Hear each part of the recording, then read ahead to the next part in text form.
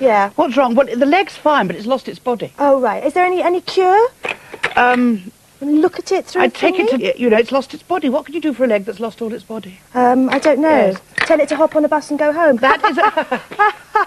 Yes, well, Very glad we didn't witty. hear that. Oh, we'll get rid of this. You can have your leg back. Say those golden words again. I have one final trivia challenge for All you. right.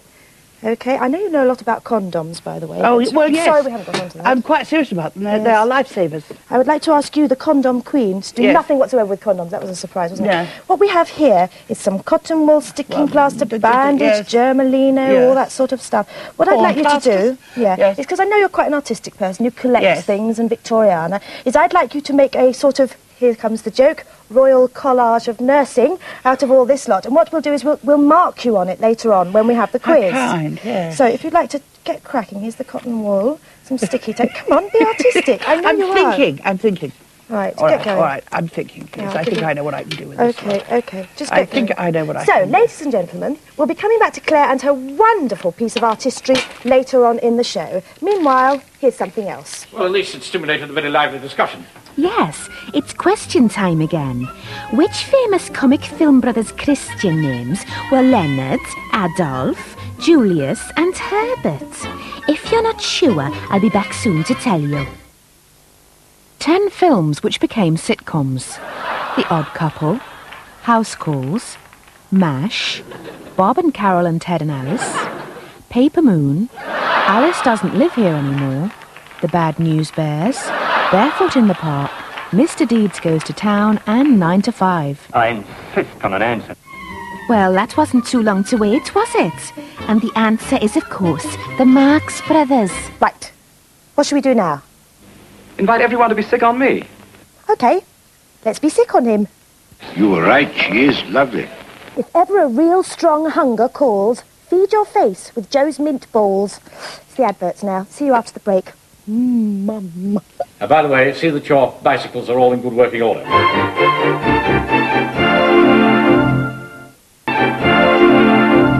We've had one pretty good adventure already. I know. Oh, no, I don't know how to introduce the second half. Well, in that case, we should just have to improvise, as usual. I could use this silly prop. This is not a matter for levity. Well, this does come as a surprise. Apparently the average person has fewer than 2 legs. But how?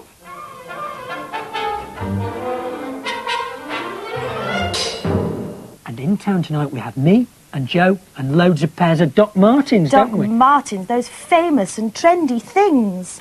Things, shoes things. even, yes. And Dr. Martin invented them when he had a skiing accident and he needed some shoes to sort of support him, but also which were comfortable. Comfortable and practical. Yeah. And when the first pairs that were made, they didn't have enough people around to make them, or who thought they had the skills to make them. Yeah. So the first Dr. Martens boots were made using an organ builder, a doctor's wife, a carpenter, a locksmith, a musician, a tailor, and 12 assistants. Rather a lot of staff, I would have thought, for one pair of really extraordinary boots. But they are a tremendous success, and they make an awful lot of them, and they're absolutely brilliant. When I was at school, and Doc Martens were famous, along with midi skirts and Ben Sherman shirts. Remember those? I certainly do. The girls used to say, "You've got a pair of Docs here." Got a pair of Docs. Right, and so I went to the shop and I bought Dr. Scholl's, because that's what I thought they were talking about. Yeah, that's right. And in fact, why is it that all German shoes are made by doctors? Yes. Hey? So therefore, all German doctors are cobblers. Yes. So therefore, don't go to hospital in Germany unless you have an injured shoe. That's hard to argue with. Here's some variations. Here's the Raider, I think that's called, the Airwear Raider. Slightly more casual. Yes. That's for your trip round Sainsbury's. This is a really duffed-up street cred one here. Yeah. This lovely one here, all scuffy and lovely. And here's here's a customised one, which I've had made for Rudolf Nureyev. Yes. This is the Rudolf Nureyev Dr. Martin. Sort of ballet on point. You can also do tap in this one as well. Subtle but durable, Joe. Now, this is a strange coincidence. The first American president, George Washington, grew marijuana in his garden, and the current US Vice President, Dan Quayle, was in favour of legalising the same substance in 1977. 10 #1 one-hit wonders. Shut Up Your Face, Joe Dolce. Ring My Bell, Anita Ward. In the Year 2525, Zager and Evans. Uptown Top Ranking, Althea and Donna. Spirit in the Sky, Norman Greenbaum. Eye Level, the Simon Park Orchestra. Nut Rocker, Bee Bumble and the Stingers, Grandma, the St Winifred's School Choir, Je T'aime, Jane Birkin and Serge Gainsbourg, and Fire by the Crazy World of Arthur Brown. Listen, I'll make it well with your file if you'll suppress what you discovered. Bloody cheek. Yes, another teaser for you. How much water can an elephant hold in its trunk? And now it's time for the La Triviatta phone out, and I believe we've all got a right to share in the wealth of this country, so I'm going to phone up for the electricity share option, 02722722272. Good number, eh? And see if I can't make myself a little money, or at least find out something. Information office. Are you calling to register? Yeah, I'm just calling to find out a little bit about it, please. Oh, right, yeah, okay. Can you help me out? I should be able to, yeah. You're the gentleman with the shares, are you? Well, I haven't got any, no, but I can answer you some questions. Oh, lovely. Now, well, what we are at home, I'm from Stoke-on-Trent, we're MEB up there, that's one of them, isn't it? Yeah. Yeah. Now, up there, we've got the plug system, that's the same. So, what I want to know is, you don't have to register, though, do you, to stay on the grid? No. It's just going up for sale. It doesn't mean you lose your electricity. Oh, because... Oh, I'm pleased about it. Now, I'm still quite interested, but it's just my brother. He thought you had to register to stay on the grid, you see. Oh, and no. He's not so well off, you know, and he was worried because, what with his wife being on the kidney dialysis, you see. The other thing I was worried about is, now I was speaking to Kenny, and he said, this is my friend, now he said, and I think he's applied, but he says what happens a lot of the times with this sort of privatisation thing is like the standards go down, you know, and I was worried about, is the type of electricity I'm going to be getting not going to be like as electrical? Yeah, no. You know, because we don't want a poorer quality electricity coming through, like they have on the continent, in fact. Oh, right, no. No. It'll still be just as good as it was. And so what's the option then? I mean, I've seen during the World Cup, didn't they had that national power on a lot. Yeah. That's the one that Peter Purvis runs, isn't it? I don't know. Apparently it's owned jointly by him and Valerie Singleton and John Noakes. The three of them are running it.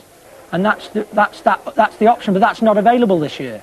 No, the national power isn't available at the moment. All right. That'll be available next year sometime. They haven't got some that they prepared earlier then? No. No. Oh, well, listen, let me go away and think about it, because I'll have another word with Kenny. That's best, I think. Right. All right then, mate. Okay. Thank you. Thanks. Goodbye. Bye. Here's one for Miss Marple. The spice nutmeg is fatal if injected intravenously to the body. How can I ever believe anything again? I agree with Madam.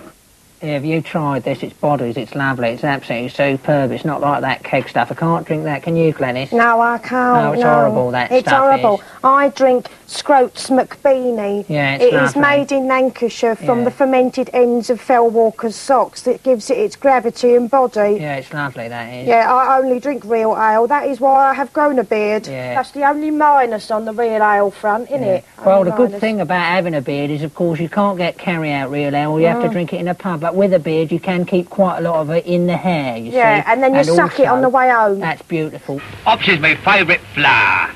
Yeah, that's right. And they do have a competition every year in a hotel, you know, where they drink 350 real ales and then tell you which one's the best. I'm sure after 350 real ales, they could probably tell you who's going to win next year's national as well. Yeah, because what you do after you've had 350 beers is you just go...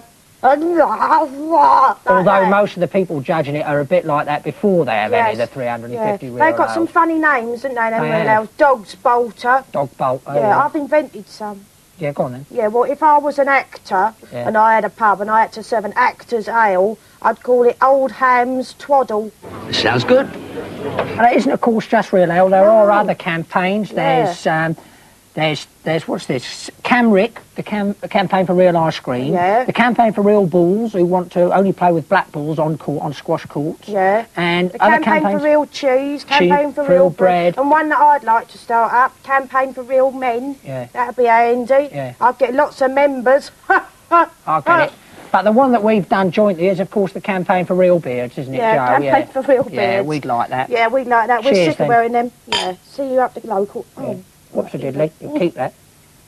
In case you didn't know the answer to my last question, here it is. An elephant can hold up to 1.5 gallons of water in his trunk.